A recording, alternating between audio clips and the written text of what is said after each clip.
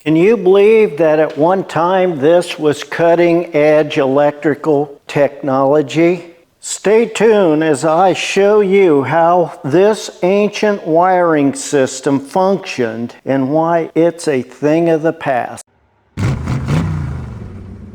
Yeah, I'm Marv from Marv's Fixit shop. I've been messing around with stuff like this for over 5 decades, but I am not an electrician. This is for entertainment purposes only. I'm going to go through the components and show you how I've set this up. What you're looking at is a mocked up system of a insulator that would have carried the main wires into the building or along the road or whatever. Now, this isn't 100% the way it would have been set up, but it gives you the idea. The way it would have been set up is those typically were a bluish color insulator. As you can see, this one here is kind of a white clear, and they would have been mounted on a wooden piece screwed into it and then mounted to a utility post of some sort, and there would have been 2 of them carrying 2 wires. Those 2 wires would have come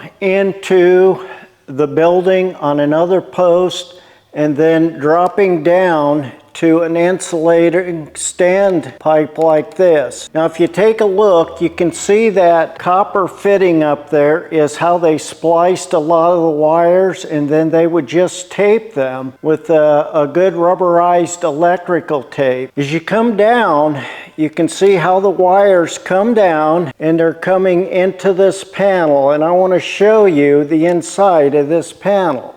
But before I show you the inside of that panel or fuse box, I want to show you how I have this set up. I have electrical cord feeding the 2 wires that go over to my main feed. Now you have to use your imagination some, but say that step ladder would be 1 post, and that yellow cord would be your wire coming over to another post, which is feeding the main insulator or wires coming into the building. Grabbing that insulator right there, coming down and feeding into the panel. Now, like I said, I want to show you inside this panel. So there's a couple of things here I want to point out, and one is these porcelain tubes coming out of the bottom of them. They're usually a Romex metal connector, and that's real unique about this box.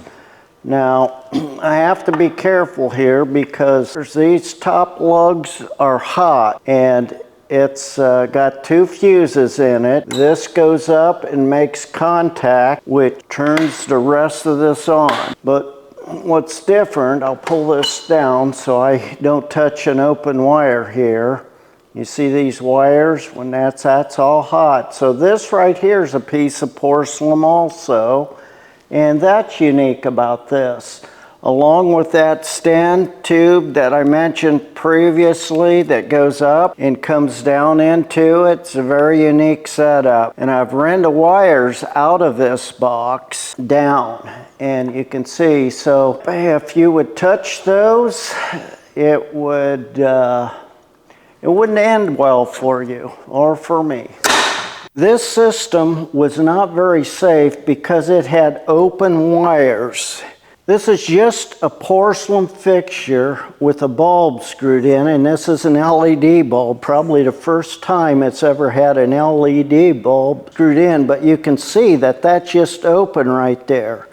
And if you move over here, this is just open also, and that's how it would have been fastened, just like that. Wasn't very safe. Another reason why this wasn't very safe, a lot of times this insulation right here would come off and you would have open spots on the wiring. Even though it was separated by inches, it still left a place where it wouldn't be very healthy for someone. This wire also only has 2 wires, neutral and a positive, a hot wire and a ground wire.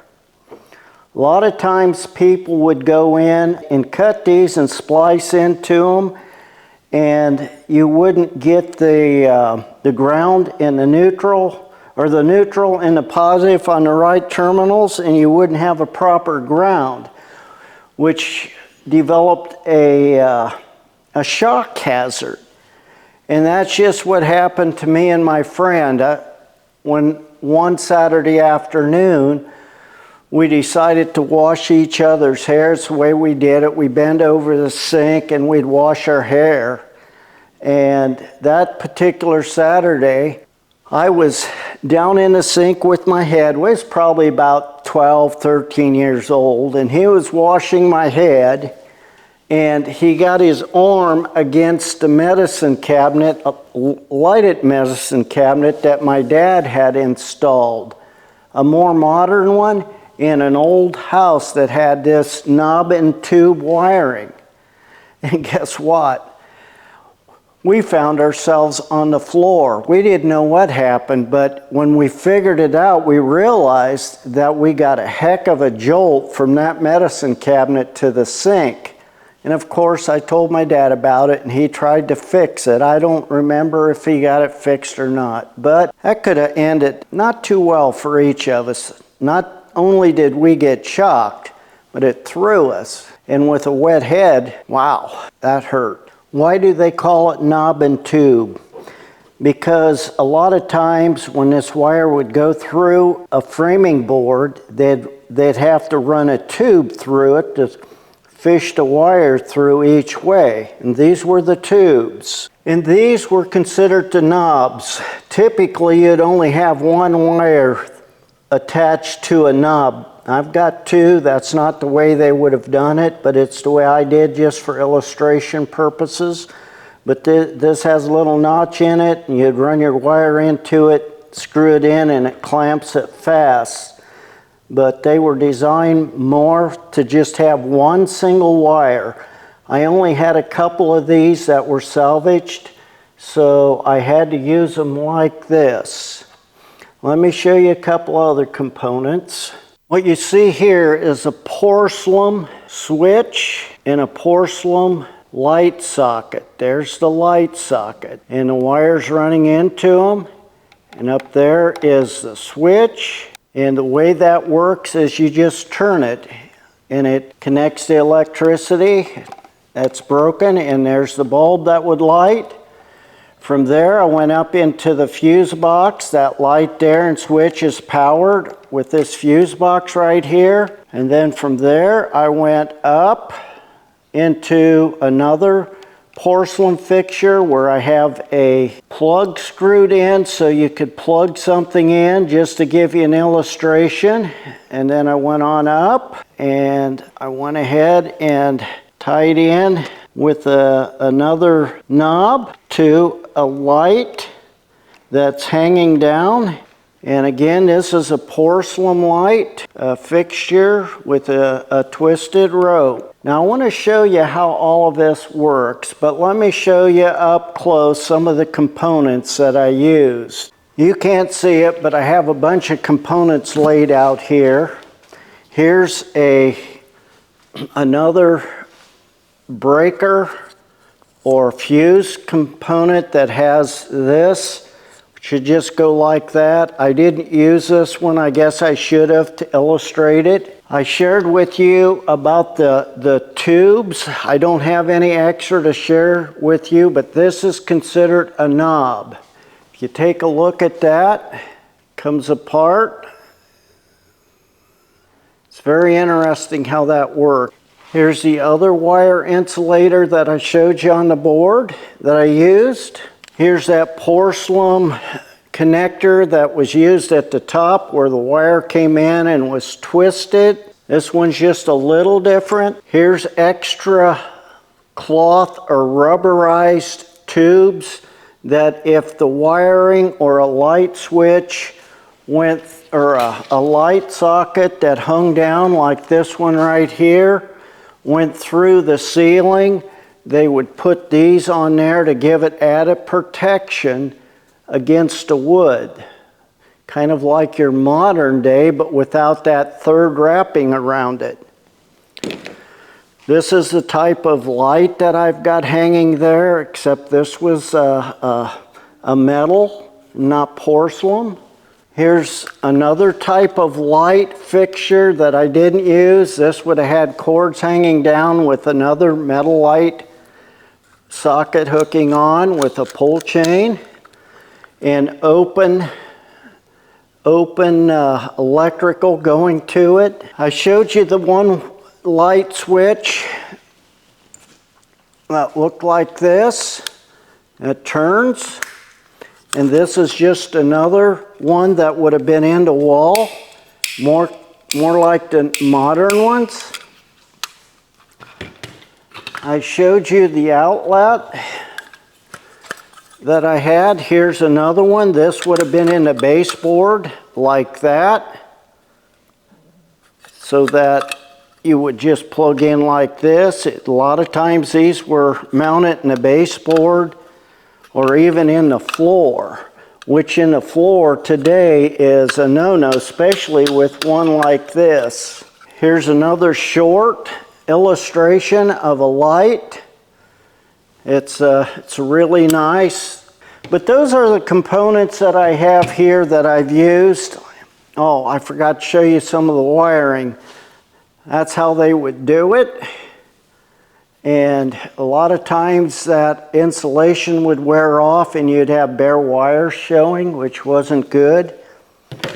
In our area, we had a fire early on, late 1800s, that burned down a lot of the town, and all except for the hardware that I managed, which is 142 years old.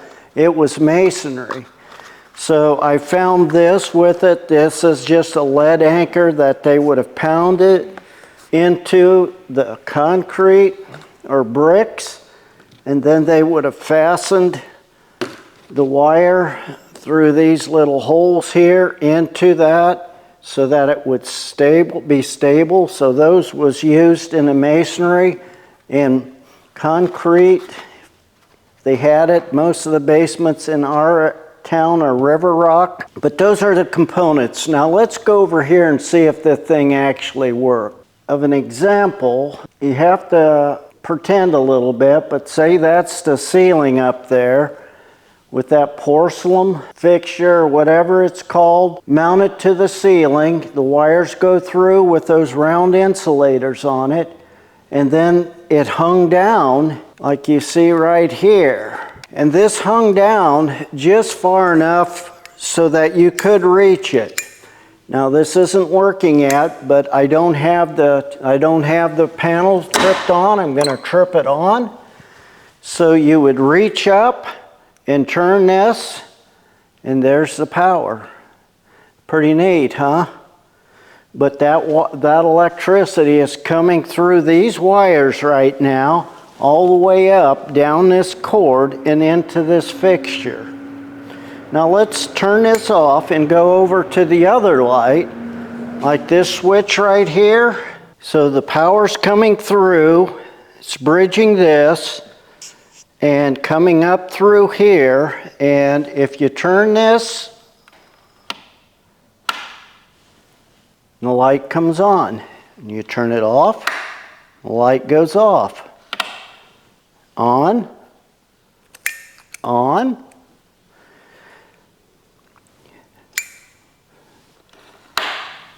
Now I didn't have 3 bulbs, so I couldn't turn them all on. But let's turn this in right here. And let's see if this one will work. This has a pull chain on it, which you can see right here on the side. Pull it, and there you have the light. Now that's pretty bright,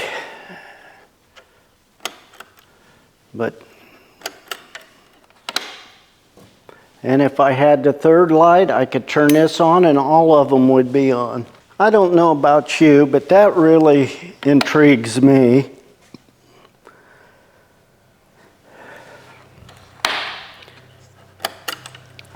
But there's one more thing I didn't test, and that's this socket. It's just screwed into.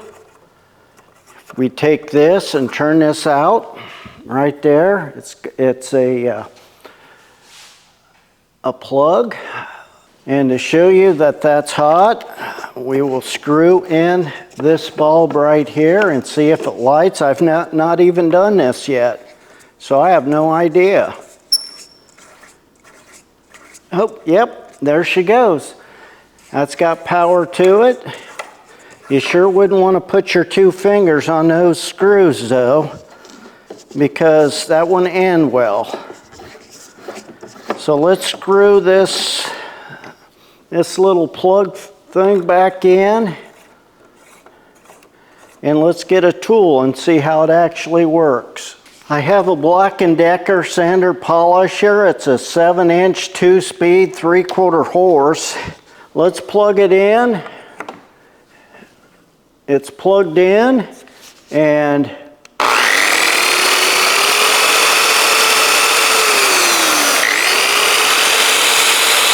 turn this on.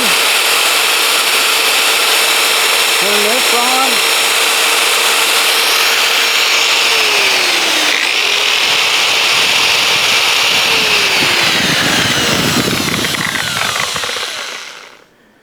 It worked. Yep, it worked.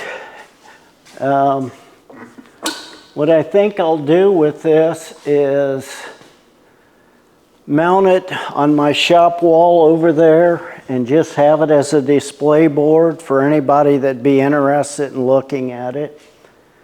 If you have any comments you want to make on how I did this, disclaimer, I'm not an electrician.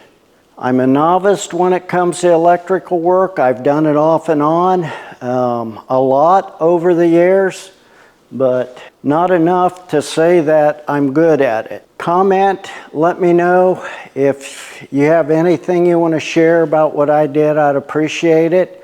Subscribe to my channel if you like this kind of content. I take old junk and I fix it, try to. If you want to watch more videos right now, there's a couple up here that you could watch. Can it be fixed? Sure it can. Can you fix it? You're darn right you can fix it. Until the next one.